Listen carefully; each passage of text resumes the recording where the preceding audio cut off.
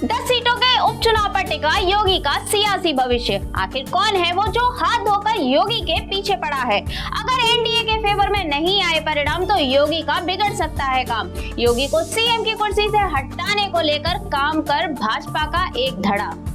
UP के सियासी गलियारे इस समय हर रोज एक नई सुर्खी दे रहे हैं। सबसे ज्यादा सुर्खियां योगी आदित्यनाथ के सीएम की कुर्सी पर टिके रहने को लेकर मिलती है। अब बताया जा रहा है कि यूपी में होने वाले उपचुनाव का परिणाम योगी का सियासी भविष्य तय करेंगे। यूपी के उपचुनाव से योगी का क्या लिंक है वो तो आपको बताएंगे ही, लेकिन उससे पहले जान लीजिए कि यूपी की कौन कौन सी सीट पर उपचुनाव होने और वहां के क्या समीकरण हैं। यूपी की 10 विधानसभा सीटों पर उपचुनाव भी होने हैं, जिसे इंडिया और एनडीए गठबंधन के लिए काफी अहम माना जाता है। जिन 10 सीटों पर उपचुनाव होने हैं वहां 2022 के विधानसभा चुनाव में 5 सीटें समाजवादी पार्टी ने, 3 बीजेपी ने तो एक सीट राष्ट्रीय लोकदल और निषाद पार्टी ने जीती थी।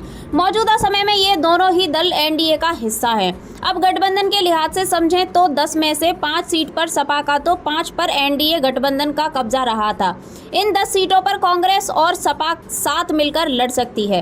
अटकलें हैं कि कांग्रेस 3 सीटों पर अपने उम्मीदवार उतार सकती है। इन 10 में से 3 सीटों को सपा की बहुत मजबूत सीटों के रूप में वर्गीकृत किया जा सकता है, जिन पर पार्टी ने 2008 में परिसीमन के बाद से लगातार जीत हासिल की है। वहीं 2 सीटें ऐसी हैं जिन पर सपा ने 3 में से 2 बार जीत हासिल की है, तो जबकि 3 सीटों को भाजपा की मजबूत सीटों के रूप में वर्गीकृत किया जा सकता है, जिन पर पार्टी ने पिछले 3 चुनावों में दम दिखाया है। इस उपचुनाव के लिए सीएम योगी आदित्यनाथ ने 30 मंत्रियों को 10 सीटों पर प्रभारी नियुक्त करने के साथ ही तैयारियां शुरू कर दी हैं। इंडिया ब्लॉक के गठबंधन में ही लड़ने की उम्मीद है। आइए सीटवार जानते हैं कि कहां कौन मजबूत है। नंबर 1 कटेरी सीट सपा नेता लालजी वर्मा के अंबेडकर नगर से लोकसभा चुनाव लड़ते और जीत हासिल करने के बाद खाली हुई है।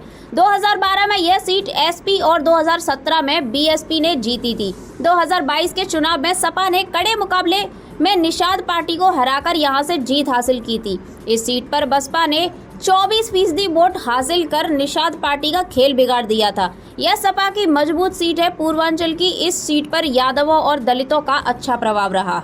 नंबर 2 करहल सीट सपा प्रमुख अखिलेश यादव के इस्तीफा देने के बाद खाली हो गई थी, क्योंकि वह कन्नौज के लोकसभा चुनाव जीत गए थे। यह सपा की बहुत मजबूत सीट है, क्योंकि पार्टी ने पिछले 3 चुनावों में हर बार यह सीट जीती है।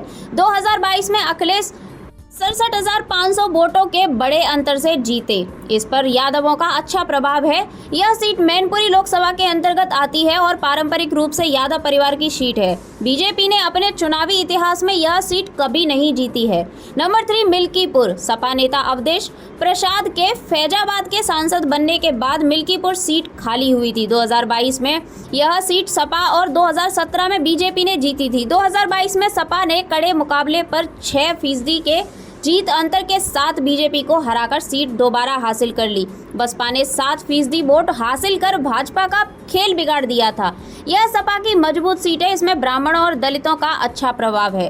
नंबर 4 मीरापुर सीट रालोद के चंदन चौहान के सांसद चुने जाने के बाद खाली हुई है। 2012 में यह सीट बसपा और 2017 में बीजेपी ने जीती थी।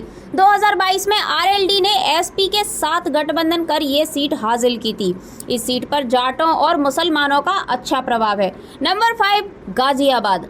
भाजपा के अतुल गर्ग ने गाजियाबाद में लोकसभा का चुनाव जीता, जिसके बाद से ये सीट खाली हुई। 2012 में यह सीट बसपा और 2017 में बीजेपी ने जीती थी। 2022 में बीजेपी ने 1 लाख से अधिक वोटों के भारी अंतर से सीट बरकरार रखी। यह बीजेपी की मजबूत सीट है। यहाँ जाटों और वैश्यों का अच्छा प्रभाव है।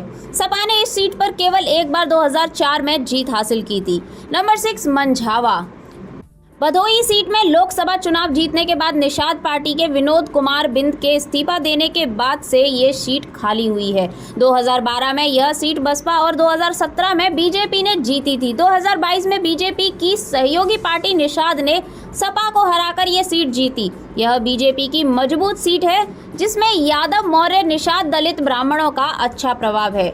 नंबर 7 सीसामऊ। सपा विधायक इरफान सोलंकी के दोषी साबित होने के बाद यह सीट खाली हुई है। यह सपा की बहुत मजबूत सीट है क्योंकि पिछले 3 चुनावों में सपा ने लगातार जीत हासिल की है। यह मुसलमानों, ब्राह्मणों, दलितों का अच्छा प्रभाव है। यह सीट कानपुर लोकसभा के अंतर्गत आती है। नंबर 8 खैर। भाजपा के अनूप सिंह ने हाथरस में लोकसभा चुनाव लड़ने के बाद अलीगढ़ की खैर विधानसभा सीट से इस्तीफा दे दिया था। 2012 में यह सीट आरएलडी और 2017 में बीजेपी ने जीती थी। 2022 में बीजेपी के कड़े मुकाबले में 30% के आसान जीत अंतर के साथ बसपा को हराकर सीट बरकरार रखी। यह बीजेपी की मजबूत सीट है। इसमें जाटों, ब्राह्मणों, दलितों और मुसलमानों का अच्छा प्रभाव है। नंबर 9 फूलपुर।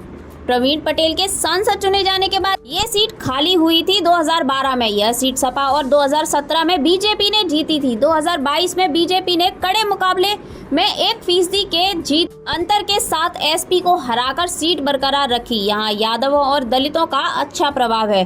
नंबर 10 कुंदरकी। संभल लोकसभा सीट से सपा विधायक जिया उर रहमान बर्क ने 10% के अंतर से जीत हासिल करने के बाद यह सीट खाली हो गई थी। यह सपा की मजबूत सीट है। सपा यहां 2012 से 2017 और 2022 में जीती है। 2022 में एसपी ने बीजेपी को 16% के जीत अंतर से हराकर सीट बरकरार रखी।